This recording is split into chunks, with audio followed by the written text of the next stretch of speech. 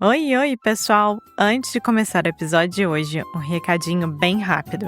Ainda dá tempo de entrar para o CC Club, que é a nossa comunidade online, com 70% de desconto. Mas é só por mais uma semaninha.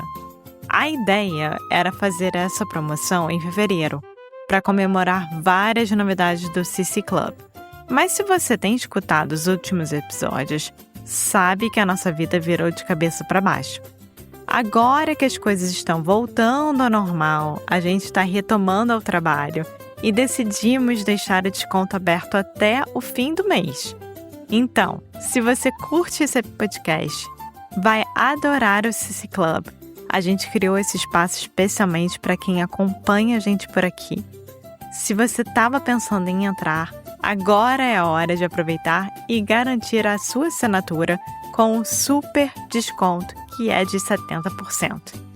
No final do episódio, a gente explica melhor como funciona e, claro, você sempre pode falar comigo ou com o Foster se você tiver qualquer dúvida. Bora pro episódio? Então vamos lá! Olá pessoal, eu Foster aqui do Karaoke Connection e mais uma vez estamos aqui com o Renato do Learning Brazilian Guitar. Sejam bem-vindos de novo, Renato. Gente, sejam bem-vindos ao podcast. Espero que vocês curtam o assunto de hoje. E, novamente, obrigado pelo convite, Foster. De nada. E quem não pode gostar da música brasileira? Se você não gosta da música brasileira, não confio em você. É uma coisa pessoal minha. Você sabe que existe uma frase que é meio comum de ser dita, que fazia parte de uma música, na verdade, que diz: quem não gosta de samba, bom sujeito não é. Conhece?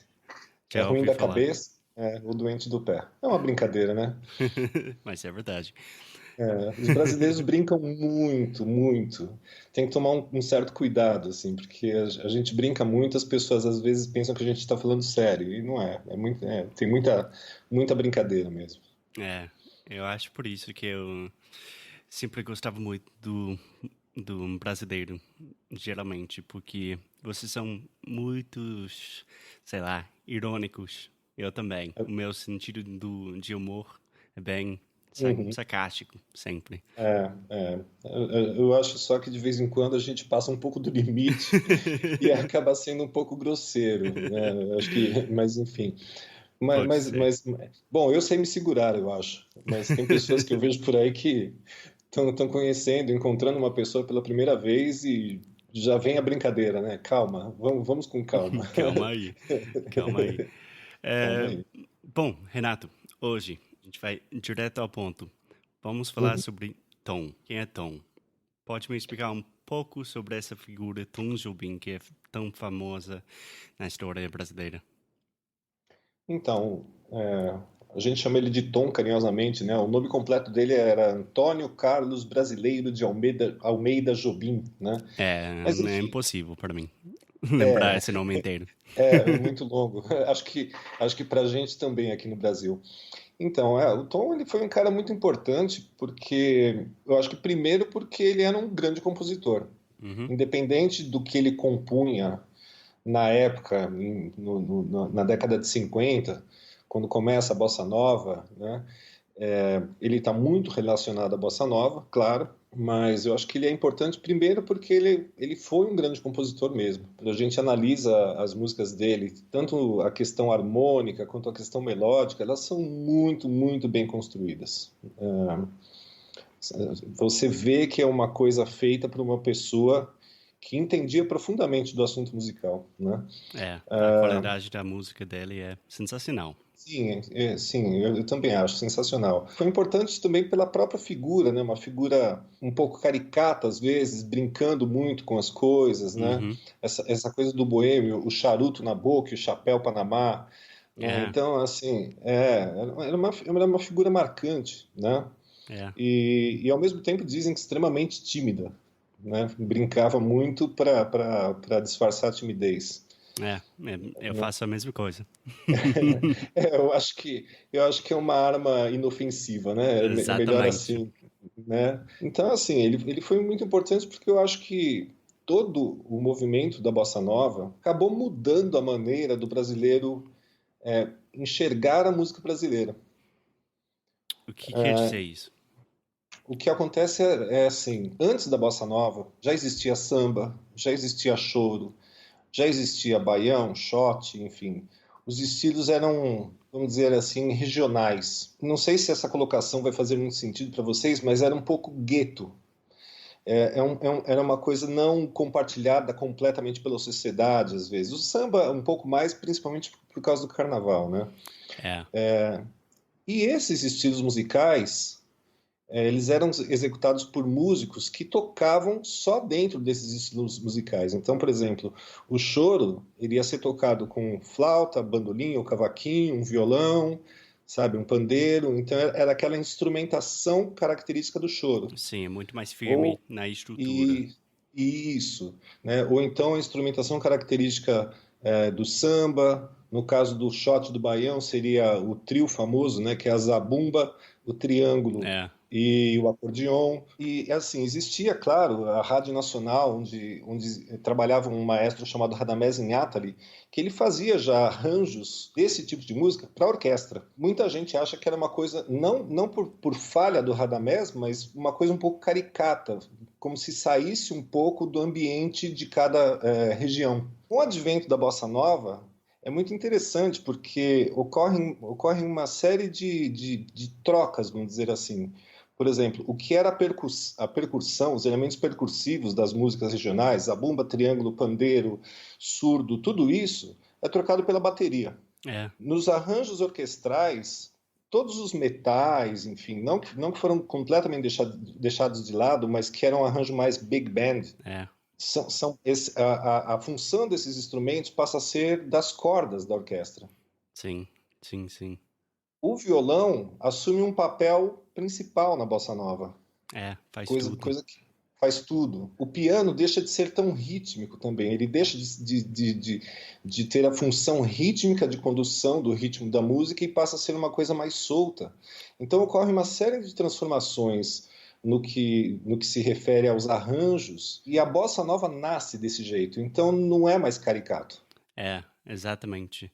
É interessante que você falou isso, porque, por exemplo, quando você fala sobre o samba, sem pensar, eu penso na batucada, né?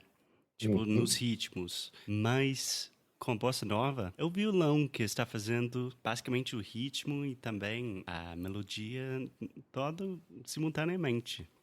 Sim, é verdade. O foco muda, né? Ao invés de você ter... É isso que eu estou tentando explicar, que essa coisa da instrumentação, que são os instrumentos utilizados em um determinado estilo, fica mais universal. Né? Você utiliza piano, o contrabaixo entra realmente como um instrumento importante, coisa que não existia no samba, mas na bossa nova ele está lá. Né? Enfim, existe realmente uma série de mudanças que são muito benéficas quando a gente tenta enxergar a música brasileira como uma coisa mais universal, né? Mais do mundo, primeiro menos da região, depois mais do Brasil, depois mais ainda se desenvolvendo para o mundo, né? Uma coisa mais mundial, mais internacional. É bem interessante isso. Você acha que é o primeiro gênero brasileiro que realmente foi internacional? Totalmente, porque, por exemplo, até hoje em dia, quando alguém que não sabe muito do Brasil, eles conhecem, tipo, a Garota da Ipanema, essas coisas, né? Global. Olha só, antes da Bossa Nova, existiu a Carmen Miranda, né? Que fez muito sucesso na Broadway, com sambas, mas tudo era um pouco caricato, tanto que ela foi muito criticada no Brasil. Um pouco, muito, né? Eu acho que muito, né? Não sei. Eu acho que muito. Bom, enfim, não sei.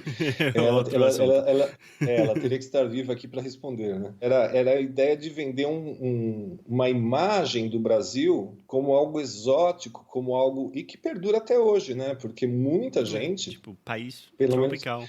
Sim, né? Eu já vi coisas na internet muito interessantes, de gente que veio para São Paulo, por exemplo, que é uma cidade enorme, a maior cidade das Américas, não é brincadeira, é maior que Nova York em É, termos de população. impressionante. E eu já vi comentários em fóruns, enfim, eu fui para São Paulo, eu pensei que eu ia ver macaco na rua, arara. Não, não vai ver, É, né? Então, persiste um pouco essa imagem de uma coisa exótica, talvez a mesma imagem que eu tenha da Tailândia, é, sabe? Como uma terra exótica, com coisas muito diferentes, né? é. Mas, enfim, Mas eu eu acho fui que para Tailândia faz uns anos e foi basicamente isso.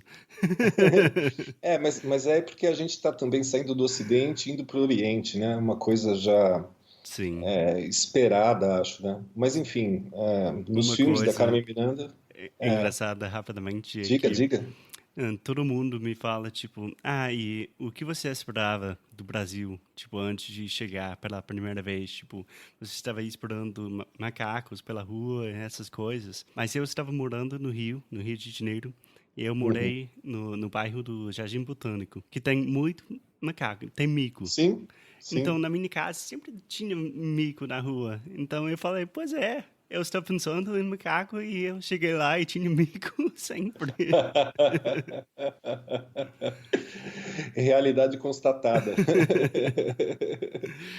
Mas enfim, Bom, mas voltando, né, ao Tom Jobim, eu acho que foi uma série de coisas assim que aconteceram ao mesmo tempo, né? A qualidade das composições do Jobim, que é inegável, a maneira de interpretar que o João Gilberto trouxe, que eu acho que é a grande contribuição dele para a bossa nova. Eu enxergo o João Gilberto como uma síntese. Você sabe que antes do João Gilberto gravar o Chega de Saudade, o famoso LP em 59, uhum, já tinha sido gravado um LP em 58 com Elisete Cardoso, que era uma grande cantora da época também. uhum, E os dois discos são de bossa nova, são as composições do Tom, enfim, né, várias outras músicas, mas já um estilo de bossa nova. Mas quando você ouve a Elisete e ouve o João Gilberto, a diferença é nítida. Não no que se refere à qualidade do canto.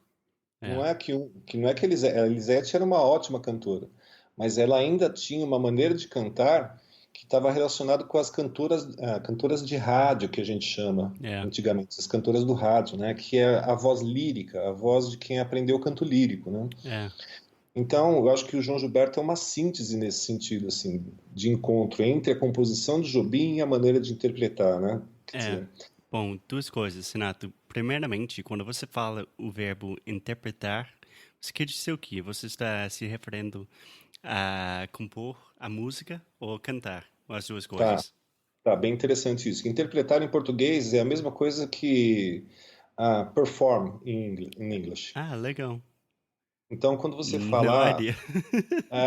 quando você diz assim, por exemplo, a interpretação dele foi ótima Ah, daquela é. música, Agora faz você sentido. está dizendo the performance, É, his performance was great. mas hoje em dia eu estou escutando mais, tipo, performance também, às vezes. Sim, Eu sim, tenho eu acho amigos que, que falam. eu acho que sim, acho que é uma coisa que está mudando, talvez. Eu acho que como eu já estou com 50 anos de idade, eu não mudei junto ainda, É, não, a né? geração jovem dos É, brasileiros estão roubando é. palavras americanas. Sim, sim, sim, sim. Eu acho que também por causa da faculdade de composição, onde a gente fala muito sobre interpretação, né? A gente Sim, estuda a forma de interpretação, então eu fiquei com isso na cabeça. Mas é performance, é a mesma coisa. legal. E a segunda coisa é interessante. Quando você está falando do João Gilberto, ele foi o primeiro músico brasileiro que eu ouvi. E acho Uhum, que a primeira canção que eu ouvi foi Desafinado. uhum, E eu pensei, tipo, nossa, a voz dele é tão única, mas não necessariamente boa, tipo, de uhum, uma forma tradicional. É uma sim. voz, sei lá, é distinta, é diferente. Pois é, tem uma coisa interessante a respeito do João Gilberto, né? O João Gilberto é de Juazeiro. Tem um livro do Rui Castro, chama, se eu não me engano, o título é A Bossa Nova e Outras Histórias, se eu não estou enganado. É, acho que li em inglês. É, Do Rui Castro. E ele conta um pouco dessa história do João Gilberto, ainda em Juazeiro, antes de ir para o Rio de Janeiro, antes do advento da Bossa Nova. E como acho que a maioria dos cantores da época, ele queria ser um grande cantor, como, por exemplo, existia na época Francisco Alves, aqueles grandes cantores que tinha aquela voz impostada, Sim, sim. também com essa característica lírica, né? Então, Exatamente. né? Então, diz o Rui Castro no livro dele que o João Gilberto tinha esse desejo, né? Mas, Sim. enfim, muitas coisas aconteceram depois que ele foi para o Rio e eu não conheço os meandros dessa história. Meandros, para quem não sabe em inglês, é como as coisas aconteceram. Os Ah, é? meandros da Não história, sabia. assim. Isso não é uma palavra muito utilizada, é uma palavra old-fashioned. Mas é bom saber. Meandros, né? Assim, eu quero saber dos meandros dessa história, ou seja, como aconteceu essa história, né? Uhum. Como ela se desenvolveu, Sim, né? sim. Mas enfim, o que a gente tem do João Gilberto hoje em dia é essa voz que você comenta, né? Que é uma coisa que numa conversa com você a gente estava falando um pouco sobre minimalismo, você lembra? Sim, sim. E eu acho que tem um pouco disso, né? Quer dizer, é só o necessário, Exatamente. Eu acho que né? dá um sentido de... É muito íntimo. A primeira coisa que eu pensei é quase como ela está falando comigo mesmo. E para mim Uhum. mesmo. Então, essa combinação de uma voz diferente, uma voz um pouco mais calada e também o ritmo do violão. É uma combinação que te pega. Você vê, eu acho que eu não saberia citar nomes, mas existe no jazz, por exemplo, grandes duetos, né, também de guitarra e voz, enfim. Existiram alguns discos de jazz que influenciaram toda essa geração de bossa novistas, né? Mas no jazz, as grandes cantoras e os grandes cantores de jazz não era exatamente o mesmo jeito que os cantores brasileiros cantavam antes da bossa nova, É, mas era uma voz mais potente. Quando se pega Ella Fitzgerald, não é brincadeira aquilo, né? Eu não, compararia não é. É. eu compararia com Elis Regina, mas não com João Gilberto, Sim, com certeza. sabe? Que Para é mim, ela específico. Fitzgerald não tem nada a ver com os João Gilberto. Né? Mas o que eu falo assim é da época, né? Todo mundo diz, né, que a bossa nova teve muita influência do jazz. E teve mesmo, né? Teve mesmo porque era o que se ouvia. Apesar do Jobim dizer que ele não ouvia jazz muito porque ele não tinha acesso a jazz. É engraçado isso. O que ele ouvia, na verdade, era música de musicais norte-americanos, né? É, Enfim, mas teve. é. Então, Renato, uma coisa que não sei se vai fazer sentido para você, mas uma coisa que sempre foi muito atrativa para mim da bossa nova é um estilo tão simples que tem tipo um toque de minimalismo, mas ao Uhum. mesmo tempo, musicalmente é muito complicado. Tipo, tentando aprender bossa nova no violão, eu toco violão, mas vocês estão fazendo algumas coisas com a mão direita que eu nunca fiz na minha vida. Aham. Então, tecnicamente é muito complicada, mas dá um sentido de... É muito íntimo, muito simples. Faz sentido isso, essa, sei lá. Faz sentido. É que como eu começo a dividir as coisas em elementos quando você comenta tudo isso, né? Quer dizer, o ritmo da bossa nova, eu acho que eu posso estar enganado, mas eu acho que o grande barato, vamos dizer assim, do ritmo da bossa Sim. nova, que já existe no samba, é a síncopa, Uhum. né? Que é quando você tem o acento, né? A parte forte do ritmo, ela tá fora do tempo, né? Você não, Sim. é diferente, por exemplo, não de toda, tá? Quando eu falo assim é de uma maneira geral, mas, por exemplo, é diferente da música europeia. Então, acho que essa é a questão rítmica. Tem uma questão harmônica que é complexa, né? Mas que é muito parecida com jazz, com algumas ligeiras diferenças, mas muito parecida com jazz, que é o uso das dissonâncias, né? Sim, sim. No geral, quando você escuta um arranjo do Jobim, por exemplo, quando você escuta na orquestra de cordas, né, aquelas melodias cromáticas que faz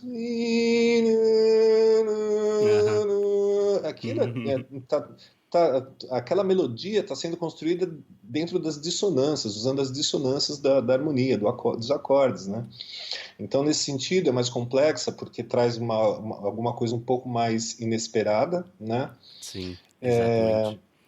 Então, assim, o ritmo para a gente não é algo complicado porque a gente nasce ouvindo esse ritmo, de É, certa forma, ou nascia, pelo menos, né? Mesmo para quem, por exemplo, se a gente pegar alguém, um brasileiro, que é roqueiro, que a gente chama, né? Que curte rock and roll, ele já ouviu samba, não tem jeito, sabe? É, Nem que seja no carnaval, ele ouviu samba, de alguma maneira. Então a gente tem essa influência, é como um sotaque, é como a língua, eu acho, né? é uma coisa que eu já concordei uma vez com o ritmo da música brasileira. Para mim é como as vogais nasais.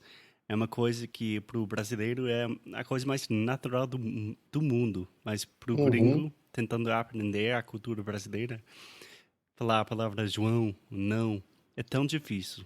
Também é tão difícil para mim pegar o ritmo da música, às vezes. Aham, entendo. São duas coisas separadas, mas que têm a mesma dificuldade. É isso que você quer dizer, né? Eu Eu acho que é. sempre quero fazer uma analogia com a linguística. Sim, Desculpa. não, imagina. Não, mas eu entendo. Realmente esse som ão, né?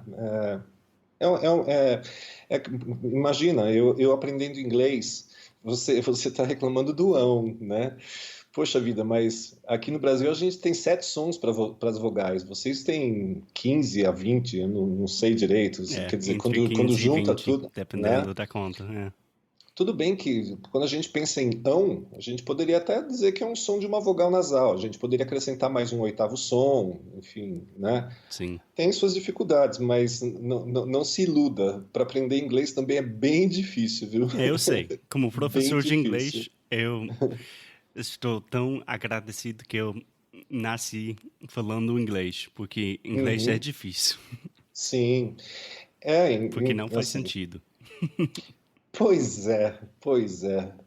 Para quem fala português, a construção da frase é diferente, né?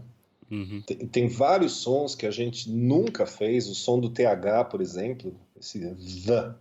É, Demora muito, até hoje eu não falo direito, então, como eu não falo direito, o que que eu faço? Eu falo bem rápido, porque assim ninguém entende mesmo é, e todo mundo acha que eu falei certo. é, Né? é. Mas, bom, tentando, tipo, combinar os dois temas da música e a linguística, eu aprendi português através da música muito.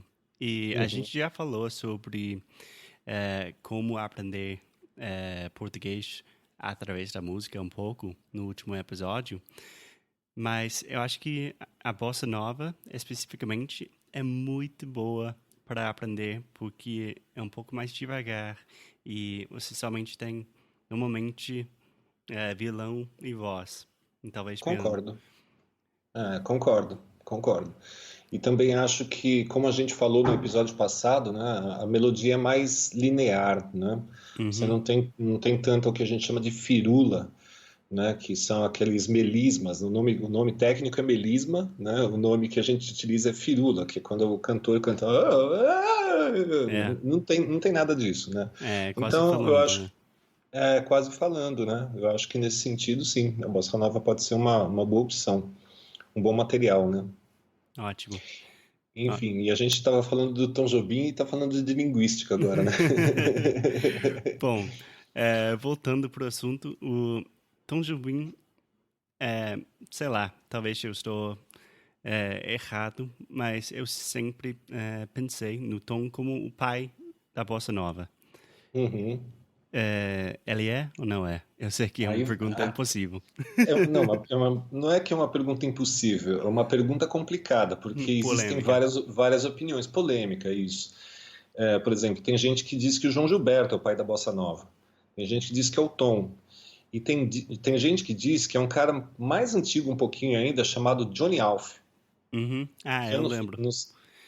porque ele gravou uma música na década de 50 chamada Rapaz de Bem, Uhum. composição dele, onde a gente pode verificar assim muitos elementos da bossa nova já antes desse lançamento oficial, né? Quer dizer, não é um lançamento oficial, mas um reconhecimento oficial de um movimento chamado bossa nova. Eu não sei, eu acho que, como eu disse antes, eu acho que o João Gilberto, eu enxergo ele como o grande intérprete da bossa nova.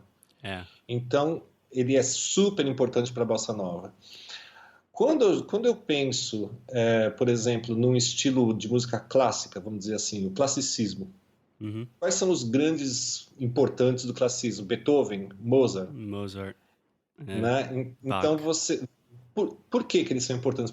Porque eles criaram música dentro de um estilo. Sim, sim, mas não quer dizer que eles criaram o estilo. Somente que eles ficaram lá em cima depois na história. Sim, mas quase criaram, né? Quando a gente começa a pensar em história da música, você tinha antes o Barroco, vinha Bach, vinha Vivaldi, de repente aparece Mozart. O que acaba acontecendo, eu acho, também com a história da música, é uma coisa que eu costumo dizer para os meus alunos, né? Que assim, a gente conhece a obra do Beethoven, mas a gente não conhece a obra do vizinho dele.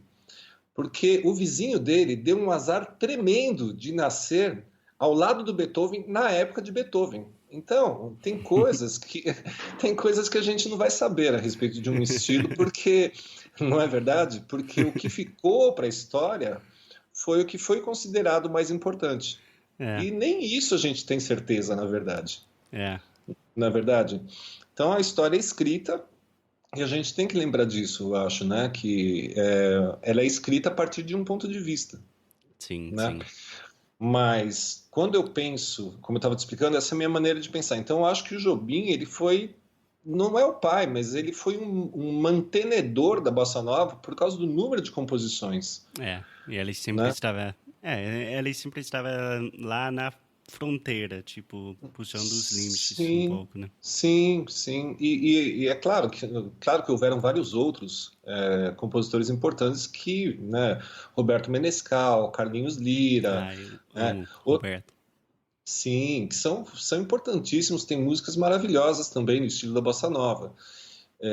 Nara Leão foi uma grande intérprete da bossa nova mais tardiamente, mas foi Amo uma demais. grande intérprete, né? Eu também acho maravilhoso, tocava violão muito bem. Você vê, por exemplo, se a gente pensar em bossa nova, por exemplo, Carlinhos Lira, Roberto Menescal, e eu não estou falando mal deles, pelo amor de Deus, eles continuaram com a bossa nova até hoje. O Sim, sim. Jobim, ele foi com a bossa nova até um certo tempo, depois ele foi para onde ele queria, Uhum. não é verdade?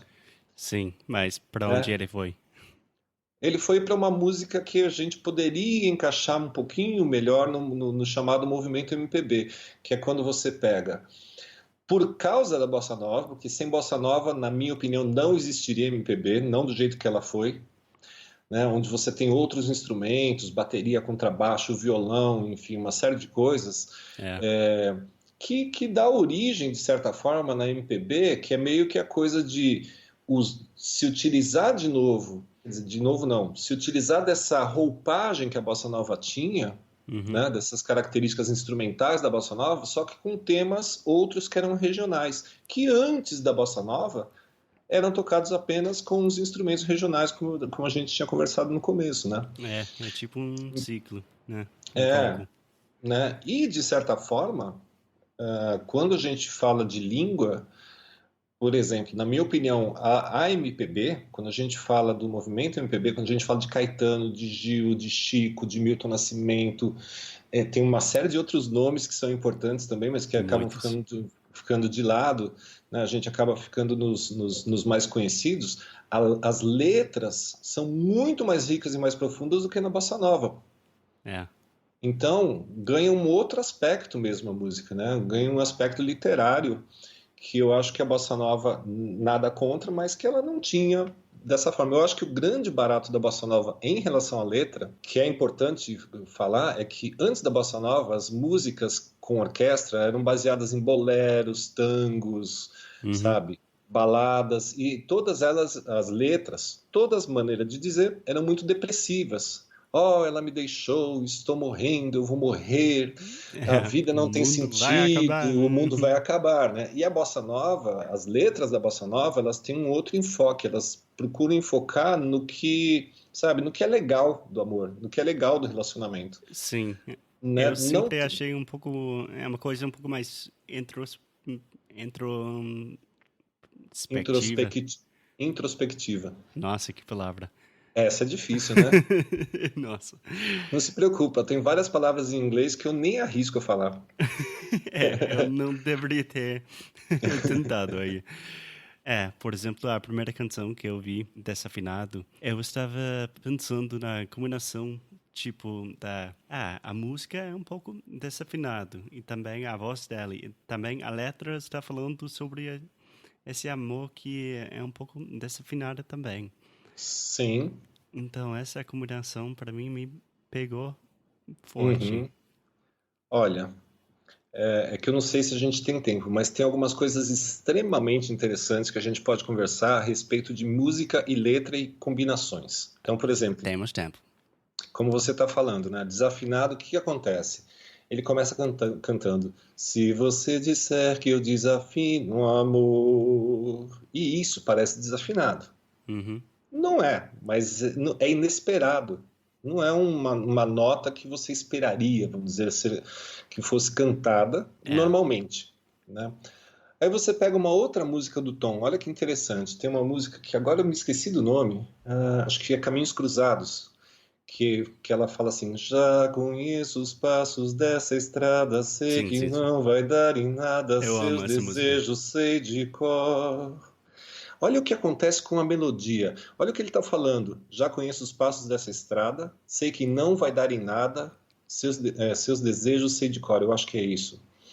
E a melodia, ela tem uma nota, ela vai para a nota de cima, para de baixo e volta para a mesma nota. E vai para de cima e vai para de baixo e volta para a mesma nota. E vai para de cima, ou seja, ele não consegue sair daquela nota. Ele sabe onde vai dar também. A É, melodia diz isso. é. É interessante isso. Quando você pega samba de uma nota só, é um outro grande exemplo, porque a letra e a música, elas estão falando exatamente a mesma coisa. Ouça aqui esse sambinha feito de uma nota só, e é uma nota só. É. Outras notas vão entrar, mas a base é uma só. Essa outra, ele está falando, essa outra nota é consequência do que acabo de dizer. Sim, sim. Começou a consequência inevitável de você, se não me engano. E aí o que que acontece que é interessantíssimo? Quanta gente anda por aí que fala, fala e não diz nada. E quantas notas existem ali?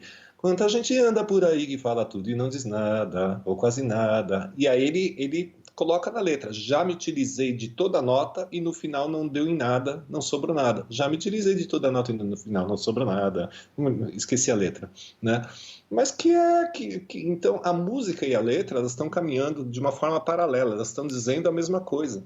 É, realmente para mim é a coisa mais legal. Tipo, sei lá, você está combinando. É uma brincadeira de palavras e de música de uma forma Sim, inesperada. Quando eu penso na bossa nova, quase qualquer música brasileira é que não tem comparação no mundo. Porque é uma coisa tão única, pelo menos para mim. Eu acho é, por essa riqueza que você está falando agora. uhum. Eu acho que, bom, primeiro que assim, né, existe um estudo que você faz na faculdade, enfim, sobre como a letra se comporta em relação à melodia, que é chamado de prosódia, né? Então Uhum. existem técnicas para isso, A gente fala a né? mesma coisa na linguística. É como. Na linguística. Então, Sim. olha só, olha, eu acho que assim, como a gente falou de várias coisas, a gente falou de Jobim, a Isso é gente falou muita de coisa. bossa nova, a gente falou de prosódia, de letra, de melodia, de uma série de Episódio coisas. não estava É, na não agenda.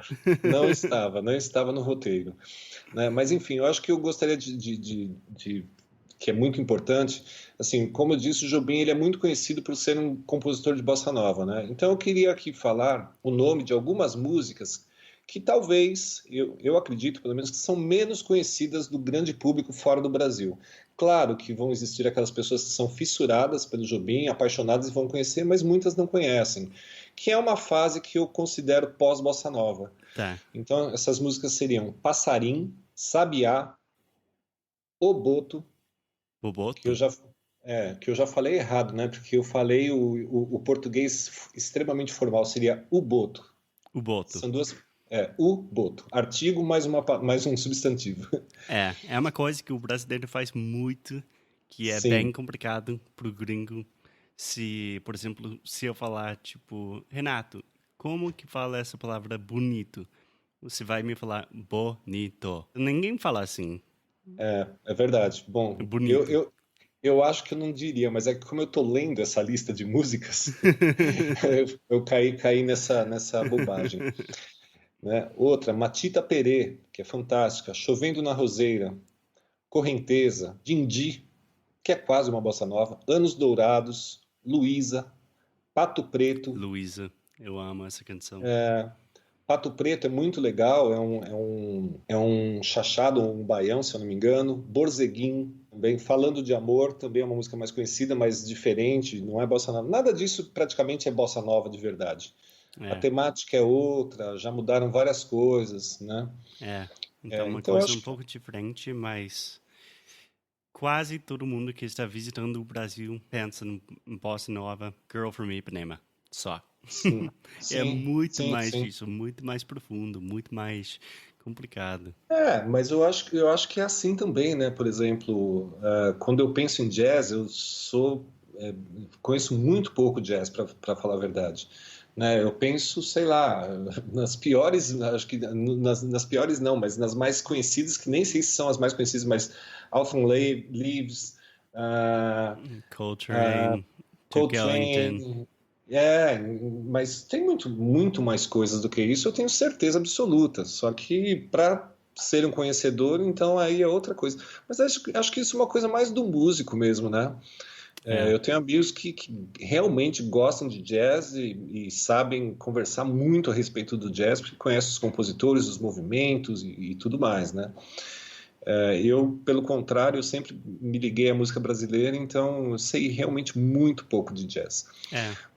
Mas enfim, acho que tem uma lista aí de músicas que são interessantes. Hoje em dia se encontra tudo no YouTube, né, para poder ouvir. Sim, Acho que é a gente bacana. pode colocar essa lista de músicas. É difícil. Com a música brasileira tem tanta coisa, é difícil saber onde começar. Uhum. Então pode começar aqui. Sim, é verdade. Ótimo. Bacana. Bom, Renato, obrigado de novo. Eu sempre adoro bater um papo sobre a música brasileira, sobretudo com você. Você tem mais alguma coisa que você quer adicionar? Não, acho que não. Acho que a gente já falou bastante, né? Acho que se a gente gravar um próximo episódio, a gente vai ter que aprender a enxugar melhor o roteiro, que é uma coisa que a gente diz aqui no Brasil, né? Ótimo. Tá bom? Mas Então, olha, agradeço de novo o convite, viu? Fico muito feliz. Gosto muito de conversar com você também. É legal, bacana. legal. Então, Renato, todo mundo pode achar. Renato at learningbrazilianguitar.com. He's got a course that I'm doing right now that teaches you guitar. It's awesome. It's really cool. Renato's cool. So, check it out. Valeu, cara. A gente se fala logo. Valeu, grande abraço para você e para todos os ouvintes. Abraço, cara. Tchau, tchau. Tchau.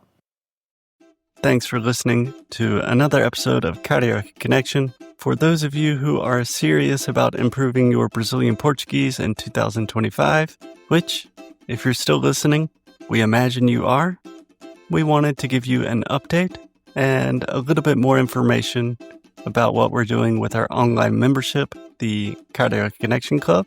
So we started the CC Club in 2021, and we have learned a lot. And we think we've created something really special that goes beyond just another language course. So here are just a few of the many benefits included with our membership. Weekly conversation classes with Alexia and me, giving you a chance to practice in a fun, relaxed, supportive environment.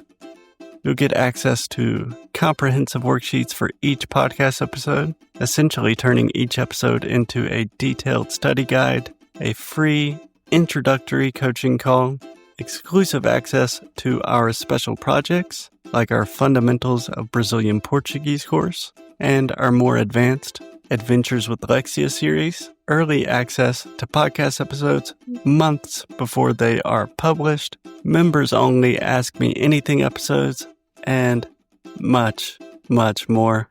Because we believe that language learning should be accessible, we offer a full scholarship option to ensure money never stands in the way of your Brazilian Portuguese learning goals. So this month, we are offering our annual membership for only $99. So for less than $10 a month, you can continue improving your Portuguese, connect with a community of like-minded, super cool Brazilian Portuguese learners, and support an independent podcast. Karaoke Connection is quite literally a labor of love, so our members are what keep this project alive. So if you're looking to take your Brazilian Portuguese to the next level in 2025, this might be exactly what you're looking for. Muito obrigado e até a próxima.